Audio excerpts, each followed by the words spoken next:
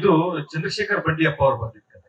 ಚಂದ್ರಶೇಖರ್ ಬಂಡಿಯಪ್ಪ ಅವರು ರಥಾವರ ನಿರ್ದೇಶಕರು. ಅವ್ರ ಸಿನಿಮಾ ಅವರು ಅವ್ರ ಕತೆಗಳು ಅಥವಾ ಸಿನಿಮಾಗಳು ಎಲ್ರಿಗೂ ಗೊತ್ತು.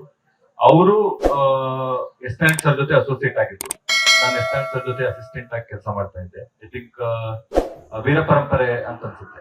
ಆ ಟೈಮಲ್ಲಿ ಅವ್ರದ್ದು ಫಸ್ಟ್ ಸಿನಿಮಾ ಇದಾಗ್ಬೇಕಾಗಿತ್ತು ಬಂಡಿಯಪ್ಪ ಅವರು. ಅವ್ರೊಂದು ಜಸ್ಟ್ ಒಂದು ಐಡಿಯಾ ಇತ್ತು ಅವಾಗ. ಅಷ್ಟು ಹಳೆಯದು ಅಂದ್ರೆ subject wise it is very old. ಕರಾವಳಿಯ ಕಂಬಳ ಪ್ರಪಂಚದ ಮೇಲೆ ಒಂದು ಕತೆ ಮಾಡಬೇಕು ಅಂತ ಅನ್ನೋದು ಅವ್ರ ಐಡಿಯಾ. ಅಲ್ಲಿಂದ ಅದು ಆಗ್ಲಿಲ್ಲ, ಬೇರೆ ಬೇರೆ ಕಾರಣಗಳಿಗಾಗಿ ಅದಾಗ್ಲಿಲ್ಲ. ಯಾವಾಗ ನಂದು ಅಂಬಿ ಆಯ್ತು, ಎಡಗೈ ಪ್ರೊಡಕ್ಷನ್ ಎಲ್ಲ ಅದಾದಾಗ ನನ್ ಯಾವ್ದೋ ಒಂದು ಅಪರೂಪದ ಕತೆ ಮಾಡ್ಬೇಕು, ರೂಟೆಡ್ ಆಗಿ ಮಾಡ್ಬೇಕು ಅನ್ನೋ ಐಡಿಯಾ. ಯಾಕೆ ಅಂತಂದ್ರೆ ನಾನು ಕುಂದಾಪುರದಲ್ಲಿ ಹುಟ್ಟು ಬೆಳೆದವನು. ನಮ್ಮೂರಿನ ಕಲ್ಚರು, ನಾನು ಯಕ್ಷಗಾನ ಫ್ಯಾಮಿಲಿಯಿಂದ ಬಂದವನು.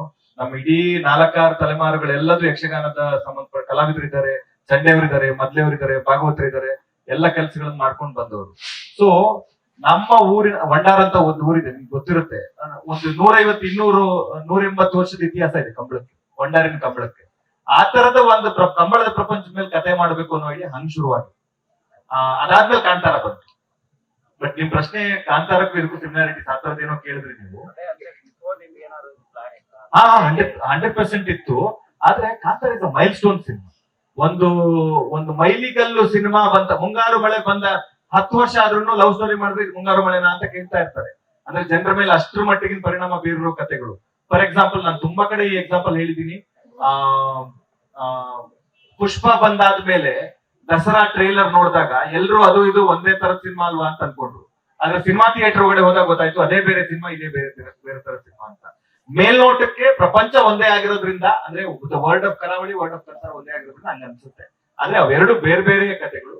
ಅದೊಂದು ಮೈಲ್ ಸ್ಟೋನ್ ಸಿನಿಮಾ, ಅದೊಂದು ಲೆಜೆಂಡರಿ ಮೈಲ್ ಸ್ಟೋನ್ ಸಿನಿಮಾ. ಇದೊಂದು ಬೇರೆ ತರದೇ ಕಥೆ. ಅದಕ್ಕೂ ಇದಕ್ಕೂ ಯಾವುದೇ ಸಂಬಂಧ ಇಲ್ಲ. ಅದ್ ಅನ್ಸಿದ್ರು ಅದು ಒಳಗಡೆ ಹೋಗೋವರೆಗೂ ಅಷ್ಟೇ.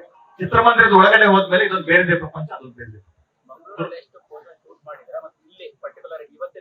ಬರೀ ಲಾಸ್ಟ್ 4 ದಿನ ಮಾತ್ರ ಇಲ್ಲಿ ಶೂಟ್ ಮಾಡಿದ್ವಿ. ಇದನ್ನು ಅಲ್ಲೇ ಮಾಡ್ಬೇಕಾಗಿತ್ತು, ಅನಿವಾರ್ಯ ಮಳೆಯ ಕಾರಣದಿಂದ ಆಗಿರ್ಲಿಲ್ಲ. ಆದ್ರೆ 99% ಶೂಟಿಂಗ್ ಅಲ್ಲೇ ಆಗಿರುತ್ತೆ. ಕೊನೆಯ 4 ದಿನ ಮಾತ್ರ ಇಲ್ಲಿ ಮಾಡ್ತೀವಿ. ಓನ್ಲಿ ಒನ್ ಆಕ್ಷನ್ ಸೀಕ್ವೆನ್ಸ್ ಒಂದು, ಅದ್ ಬಿಟ್ರೆ ಬೇರೆ ಎಲ್ಲ ಅಲ್ಲೇ ಚಿತ್ರೀಕರಣ. ಗುರು ಸರ್, ಈ ಕಡೆ ಸರ್, ಭಾರತೀಯ ಇತಿಹಾಸ ಅಂತ ನೋಡೋದಾದ್ರೆ ಕಾನ್ಫ್ಲಿಕ್ಟ್ ಯಾವಾಗ್ಲೂ ಇರುತ್ತೆ. ಒಂದು ಕೋಣ ಮತ್ತೆ ಅಶ್ವನ ಎರಡು ಪ್ರತೀಕವಾಗಿ ನಿಂತ್ಕೊಳ್ತವೆ. ಒಂದು ಆರ್ಯ ದ್ರಾವಿಡ ಅನ್ನೋ ನೆಲಗಟ್ಟಿನಲ್ಲಿ ಕೋಣ ಅಂತಂದ್ರೆ ರಾಕ್ಷಸರ ಅಂತ ಬರುತ್ತೆ, ಹಸು ಅಂದ್ರೆ ದೈವ ಅಂತ ಬರುತ್ತೆ. ಬಟ್ ದಕ್ಷಿಣ ಭಾರತದಲ್ಲಿ ತುಂಬಾ ದೊಡ್ಡ ಹೆಮ್ಮೆ ಇರೋದು ಕೋಣಗಳಿಗೆ ಜಾಸ್ತಿ ಪ್ರಾಧಾನ್ಯತೆ ಕೊಡುವಂಥದ್ದು. ಸೊ ಆ ನಿಟ್ಟಲ್ಲಿ ಏನಾದ್ರು ಕಥೆ ಹೋಗುತ್ತಾ ಅಂತ ನೋಡಿ. ಯಾಕಂದ್ರೆ ಮಹಿಷ ಪಾತ್ರದಲ್ಲಿ ಪ್ರಜ್ವಲ್ ಕಾಣಿಸ್ಕೊತಾರೆ ಅಂತ ಹೇಳಿದ್ರು. ಅದನ್ನ ಲಿಂಕ್ ಇದೆಯಾ ಅಂದ್ರೆ ನನ್ಗೆ ಆರ್ಯ ದ್ರಾವಿಡರ ಇತಿಹಾಸ ಬಗ್ಗೆ ಅಂತ ನಾಲೆಜ್ ಇಲ್ಲ. ಆದ್ರೆ ನಾವು ಯಾವ ಧರ್ಮದಿಂದ, ಯಾವ ಸಂಸ್ಕೃತಿಯಿಂದ ಬಂದವರು ಅಂತಂದ್ರೆ ಪಶುವಿಂದ ಹಿಡಿದು ಪ್ರತಿ ಪ್ರಾಣಿಗಳಲ್ಲೂ, ಎಲ್ಲ ಸಕಲ ಚರಾಚರ ಜೀವಿಗಳಲ್ಲೂ ಮನುಷ್ಯನ್ ನೋಡೋಣ ಅಂತಾನು ಒಂದು ಕಲ್ಚರ್ ಇಂದ ಬಂದಿರೋರು ನಾವು ದಕ್ಷಿಣ ಭಾರತದವರು, ಎಲ್ಲ ಭಾರತೀಯರು ಸಾಮಾನ್ಯವಾಗಿ. ಸೊ ಹಾಗಾಗಿ ಆ ತರದಕ್ಕಿಂತ ಸಿಮಿಲಾರಿಟೀಸ್ ಅಂತ ಕರೆಯಕ್ಕಾಗಲ್ಲ. Why it is animal versus human ಯಾಕೆ ಅಂತಂದ್ರೆ, ಪ್ರತಿ ಪ್ರಾಣಿಯ ಹಿಂದೆ ಒಳಗನೂ ಒಂದು ಮನುಷ್ಯತ್ವ ಇರಬಹುದು, ಅಥವಾ ಪ್ರತಿ ಮನುಷ್ಯನ ಒಳಗಡೆನೂ ಒಂದು ಪ್ರಾಣಿ ಇರಬಹುದು.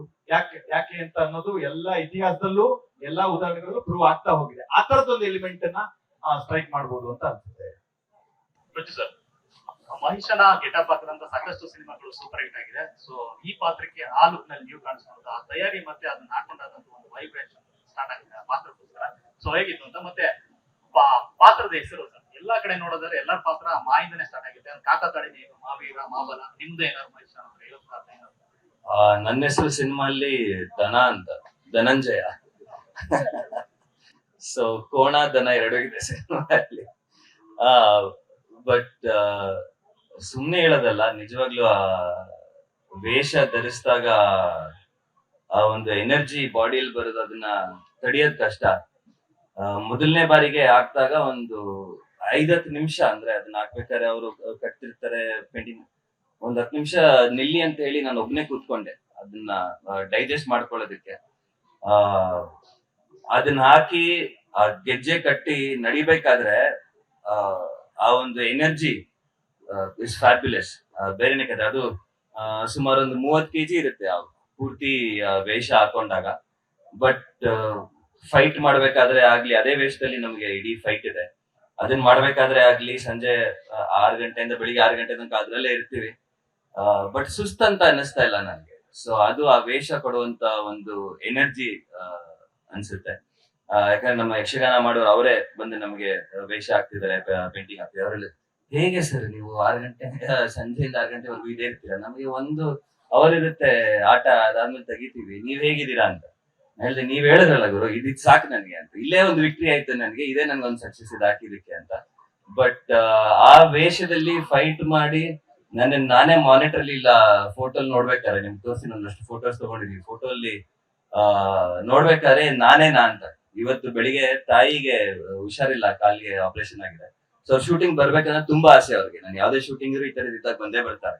ಸೊ ಈ ಶೂಟಿಂಗ್ ಬರಕ್ ಆಗ್ತಿಲ್ಲ ಅವ್ರಿಗೆ, ಮನೇಲೇ ಇದಾರೆ. ಸೊ ಅವ್ರಿಗೋಸ್ಕರ ಒಂದಷ್ಟು ವಿಡಿಯೋಸ್ ನ ನಮ್ಮ ಮಾನಿಟರ್ ರೆಕಾರ್ಡ್ ಮಾಡಿ ತಗೊಂಡೋಗಿ ತೋರಿಸ್ದೆ. ನಮ್ಮ ಅಮ್ಮ ಹಿಂಗ್ ನೋಡು ಅಂತ ಎದುರ್ಕೊಂಡ್ರು ನನ್ನ ನೋಡಿ 1 ಸೆಕೆಂಡ್. ಸೊ ನಮ್ಮ ಅಮ್ಮನ್ಗೆ ಹಂಗ ಅನ್ಸಿದೆ ಅಂದ್ರೆ ಖಂಡಿತವಾಗ್ಲೂ ಥಿಯೇಟರ್ ಅಲ್ಲಿ ಜನಕ್ಕೂ ಅದೇ ಎಕ್ಸ್ಪೀರಿಯನ್ಸ್ ಇರುತ್ತೆ. But it was fabulous. ಅಂದ್ರೆ ಈ ತರದೆಲ್ಲ ಒಂದು ಹೊಸ ಎಕ್ಸ್ಪೀರಿಯನ್ಸ್, ಅದನ್ನ ಮಾಡಕ್ ಆಗ್ತಿದೆ ನಮ್ ಕೈಯಲ್ಲಿ ಅನ್ನೋದೇ ಒಂದು ತುಂಬಾ ದೊಡ್ಡ ಹೆಮ್ಮೆ. ಲೇಟೆಸ್ಟ್ ಹಾಗೂ ಇಂಟ್ರೆಸ್ಟಿಂಗ್ ಸುದ್ದಿಗಳಿಗಾಗಿ ಬಾಸ್ ಟಿವಿ ಕನ್ನಡ ಚಾನೆಲ್ನ ಸಬ್ಸ್ಕ್ರೈಬ್ ಮಾಡಿ. ಹಾಗೆಯೇ ಬೆಲ್ ಐಕಾನ್ ಪ್ರೆಸ್ ಮಾಡಿ. ಇದರ ಜೊತೆಗೆ ಫೇಸ್ಬುಕ್, ಇನ್ಸ್ಟಾಗ್ರಾಮ್, ಎಕ್ಸ್ ನಲ್ಲೂ ಮಿಸ್ ಮಾಡದೆ ಫಾಲೋ ಮಾಡಿ.